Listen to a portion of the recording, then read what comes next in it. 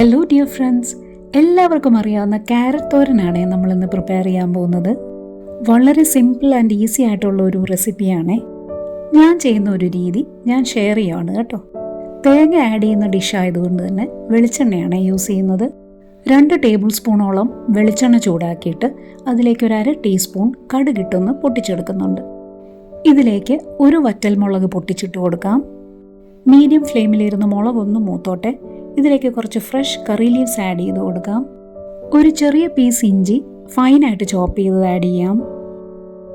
ഇനി കുഞ്ഞുള്ളി ചോപ്പ് ചെയ്തത് ഒരു പിടി ആഡ് ചെയ്ത് കൊടുക്കാം.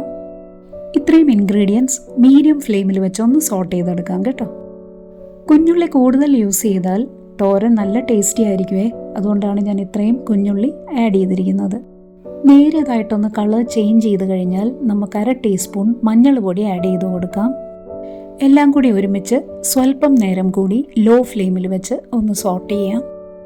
ഉള്ളി നേരിയതായിട്ടൊന്ന് മുരിഞ്ഞു വരുമല്ലോ, ആ സമയത്ത് ഇതിലേക്ക് ഗ്രേറ്റഡ് കോക്കനട്ട് ആഡ് ചെയ്ത് കൊടുക്കാം. ഓരോരുത്തരുടെ ഇഷ്ടത്തിനനുസരിച്ച് തേങ്ങയുടെ ക്വാണ്ടിറ്റി അഡ്ജസ്റ്റ് ചെയ്യാം കേട്ടോ. ഞാൻ സ്വല്പം തേങ്ങ കൂടുതലാണ് യൂസ് ചെയ്യുന്നത്. കൂടുതൽ തേങ്ങ യൂസ് ചെയ്താൽ തോരൻ കൂടുതൽ ടേസ്റ്റി ആയിരിക്കും.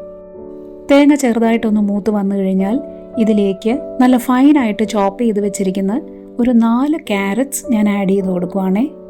മീഡിയം സൈസിലുള്ള 4 ക്യാരറ്റാണ് കേട്ടോ. ലോ ഫ്ലെയിമിൽ വെച്ച് എല്ലാം കൂടി നന്നായിട്ടൊന്ന് കമ്പൈൻ ചെയ്ത് കൊടുക്കാം. ക്യാരറ്റിൻ്റെ ക്വാണ്ടിറ്റി അനുസരിച്ച് ബാക്കി എല്ലാ ഇൻഗ്രീഡിയൻസിൻ്റെയും ക്വാണ്ടിറ്റി ഒന്ന് അഡ്ജസ്റ്റ് ചെയ്തെടുത്തേക്കണേ. ഇതിൻ്റെ എരിവിനായിട്ട് ഞാൻ ഇതിലേക്ക് ആഡ് ചെയ്യുന്നത് ചില്ലി ഫ്ലേക്സ് ആണ് കേട്ടോ. ഓരോരുത്തരുടെയും എരിവിനാവശ്യമായ ചില്ലി ഫ്ലേക്സ് ആഡ് ചെയ്ത് കൊടുക്കാം. 1/2 ടീസ്പൂൺ ചില്ലി ഫ്ലേക്സ് ഞാൻ ആഡ് ചെയ്യുന്നുണ്ട്. ഇച്ചിരി എരിവുള്ള ഉണക്കമുളക് ചതച്ചതാണ് ഇത്. ടേസ്റ്റിനനുസരിച്ചുള്ള ഉപ്പ് ആഡ് ചെയ്ത് കൊടുക്കാം.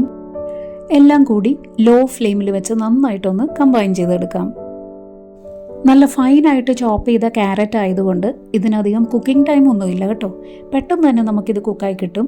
ചിലർക്കാണെങ്കിൽ കുറച്ച് ക്രഞ്ചി ആയിട്ടിരിക്കുന്ന തോരനാണ് ഇഷ്ടം.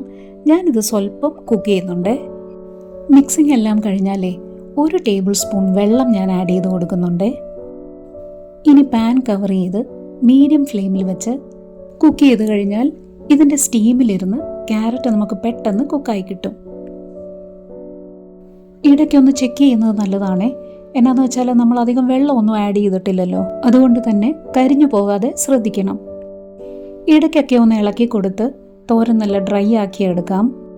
എല്ലാവർക്കും അറിയുന്നത് പോലെ ക്യാരറ്റ് ഒരു rich source of vitamin A ആണേ.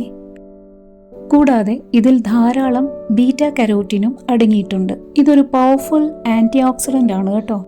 ആവശ്യത്തിനനുസരിച്ച് നമ്മുടെ ബോഡി തന്നെ ഇതിനെ വിറ്റാമിൻ എ ആയിട്ട് കൺവേർട്ട് ചെയ്തോളും. വെള്ളം കംപ്ലീറ്റ് അങ്ങ് ഡ്രൈ ആക്കാനായിട്ട് ഒരു സ്വല്പം നേരം കൂടെ ഞാൻ കുക്ക് ചെയ്യുന്നുണ്ട്. ഇനി നന്നായിട്ട് കമ്പൈൻ ചെയ്തെടുക്കാം. എന്നിട്ട് ഫ്ലെയിം സ്വിച്ച് ഓഫ് ചെയ്യാം. ഉപ്പും എരിവും എല്ലാം ഒന്ന് ചെക്ക് ചെയ്തേക്കണേ. നല്ല ടേസ്റ്റിയും ന്യൂട്രീഷ്യസുമായിട്ടുള്ള ക്യാരറ്റ് തോരൻ റെഡി ആയിട്ടുണ്ട്. നല്ല ചൂടോടുകൂടി തന്നെ നമുക്കിത് സെർവ് ചെയ്യാം. റൈസിന് പറ്റിയ ഒരു സൈഡ് ഡിഷാണേ. എല്ലാവരും ഒന്ന് ട്രൈ ചെയ്ത് നോക്കൂ. ഈസി അല്ലേ? Thanks for watching and keep watching. Bye bye.